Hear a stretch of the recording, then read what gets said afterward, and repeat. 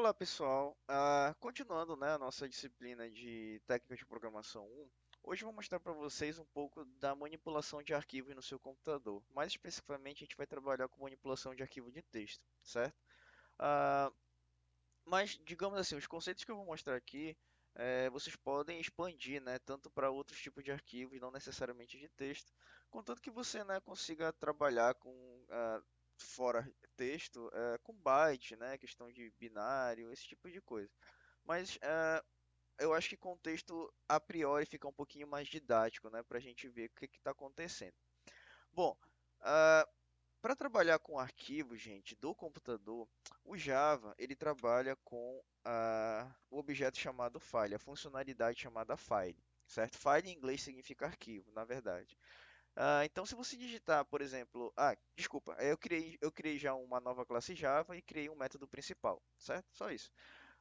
Bom, mas voltando, o file, o que que ele vai fazer? Ele é uma funcionalidade da própria linguagem em que vai te proporcionar a manipulação de arquivo. Esse file, o que que ele vai fazer? Ele vai servir como se fosse um, digamos que um lugar na memória, certo? Aonde você vai poder enviar para onde você vai poder enviar comandos para fazer alguma coisa. Por exemplo, escrever no arquivo, ler o arquivo, apagar o arquivo, criar o arquivo, enfim, certo? Então, por exemplo, eu escrevi file, né?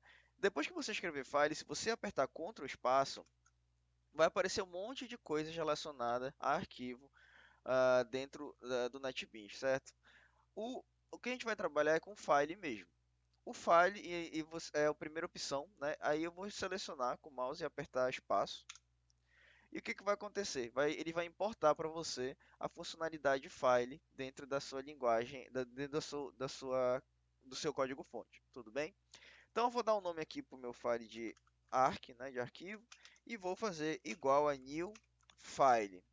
Depois que eu escrever igual a new file de novo, eu vou apertar Ctrl espaço e vai me surgir mais algumas opções aí. Sendo que a gente vai usar a primeira, né, que recebe uma string bem aqui. Eu vou apertar Enter e ele vai pedir para mim preencher esse parênteses aí com uma string. Então eu vou botar as aspas duplas, né? E vou botar o nome do meu arquivo. O nome do meu arquivo eu vou botar teste.txt, certo? Teste.txt. Não esqueça de botar ponto e vírgula no final da linha.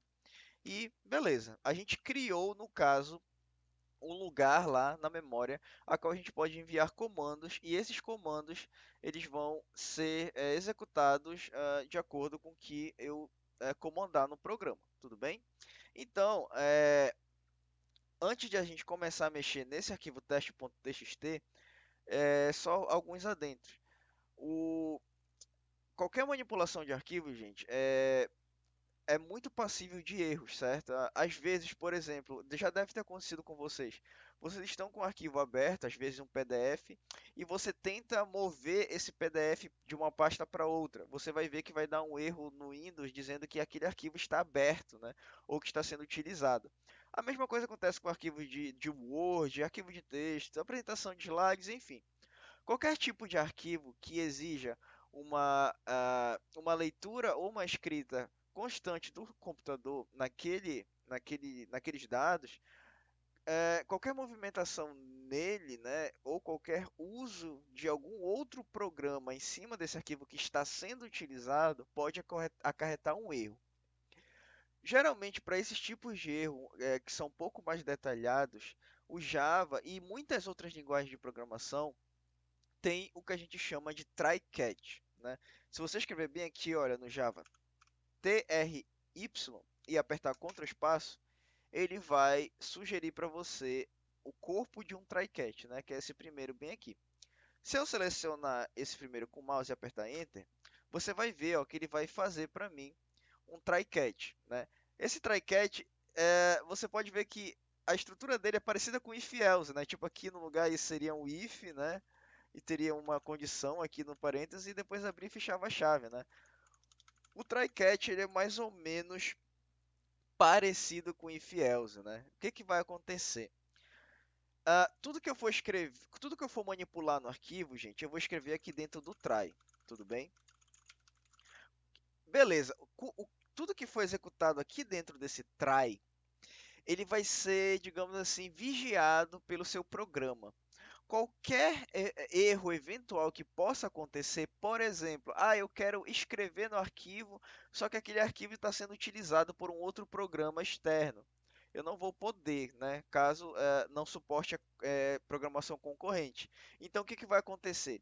Esse try que vai estar vigiando a execução do meu programa, ele vai lançar um erro, né, ele vai lançar uma exceção ele vai lançar uma exception, né? E vai finalizar a execução do que eu estava rodando aqui dentro desse try. E ele vai executar o que eu escrever dentro do catch, que no caso só vai executar se ele lançar algum tipo de erro, né? Não se preocupem com o catch ainda. Só entendam que precisa existir um try-catch para eu poder manipular arquivos pela natureza um pouco peculiar de erro que pode dar em cima de manipulação de arquivo. Vocês entenderam?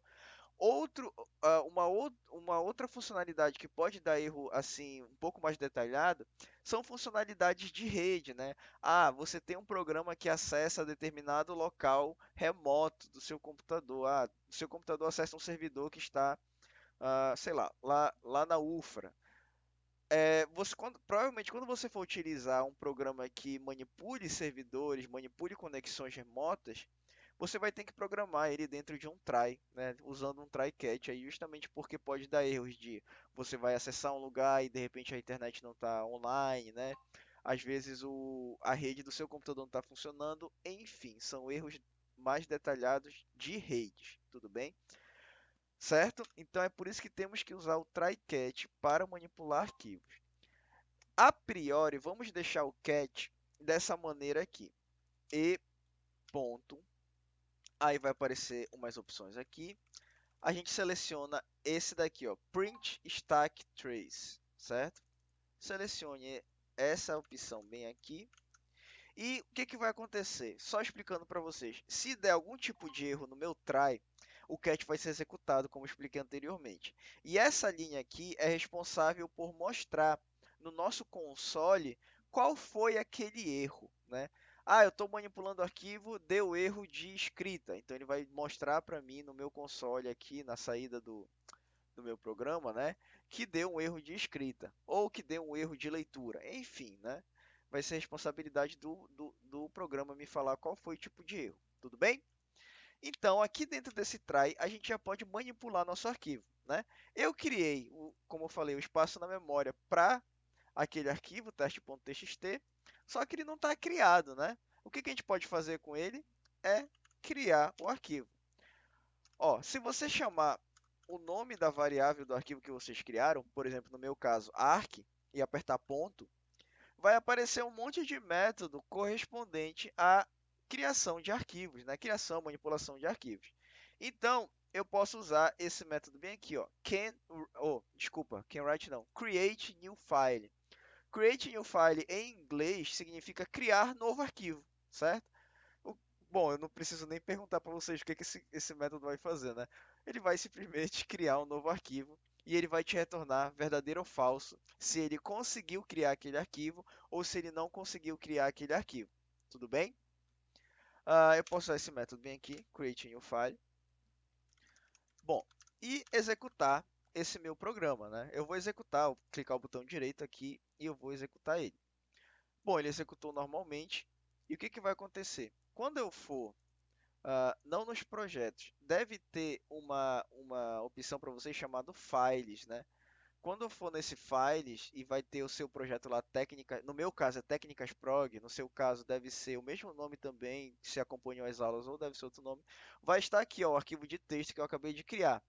Para quem não está achando essa janelinha, você pode ir em Projects, né, que é a nossa janela de projetos normal, onde tem as xícaras laranjas. Se você passar o mouse em cima, você vai ver que o NetBeans vai falar que esse projeto está na pasta c dois pontos barra users barra coit barra documentos barra NetBeans projects barra técnicas prog, né? Você pode utilizar o navegador de arquivo do seu computador para ir nesse caminho, ou você pode fazer o seguinte: clica o botão direito na sua xícarazinha laranja e clica em propriedades, certo? Nas propriedades, na primeira linha ali dessas propriedades, você vai ver que tem o caminho da onde está o seu projeto no seu computador, né? Eu posso simplesmente copiar esse daqui, Ctrl C. Eu vou abrir o meu navegador de arquivo, que já estava aberto no caso, e eu vou colar ele aqui, o endereço aqui em cima, e eu vou apertar Enter, né? Quando eu apertar Enter, você vai ver o seu projeto, todos os arquivos correspondentes ao seu projeto. Inclusive, vai estar aqui, ó, teste, que foi o arquivo que a gente criou. E se você for ver, ó, ele vai ser do tipo documento de texto, certo? Se você abrir aqui com um bloco de notas, claro que não vai ter nada escrito nele, né? Porque a gente não escreveu nada ainda nesse arquivo de texto, tudo bem? Mas ele já está criado aí. E se você rodar o programa aqui novamente, ó, eu vou botar um booleano chamado criado. E no final do meu programa eu vou printar o booleano, né? Bora deixar mais bonito. Eu vou deixar if, se o criado for igual a true, então ele vai mostrar um aviso, arquivo criado, else, eu vou mostrar um outro aviso, arquivo já existe, né? Então vamos lá. O arquivo ele já existe no meu computador, né? Eu acabei de rodar o programa e ele está criado lá, né? Então, o que que vai acontecer? Eu vou rodar novamente esse programa, né, que eu apenas atualizei com algumas partes de código aqui. E, como eu falei para vocês, o criar novo arquivo ele retorna um booleano verdadeiro ou falso. Verdadeiro, caso ele foi criado, e falso, caso aquele arquivo já exista, né? Então, é esse if else bem simples aqui, né? E se eu rodar aqui, ó, ele vai me falar que aquele arquivo ele já existe, né? Porque eu acabei de criar ele. Então, e não vai ser criado um novo arquivo por cima, né? Se você quiser, você pode apagar aquele arquivo também aqui no código e rodar novamente, aquele arquivo vai ser criado. Se a gente for aqui na pasta, né, eu vou apagar esse arquivo aqui, eu vou apertar Delete, mandar para a lixeira, ó, apaguei o arquivo.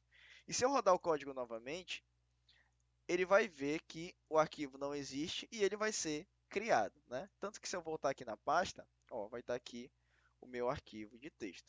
Tudo bem? Então, bom, essa é a criação de arquivo, certo? Na próxima aula, a gente vai ver a questão da escrita e da leitura desse arquivo de texto, certo? Valeu!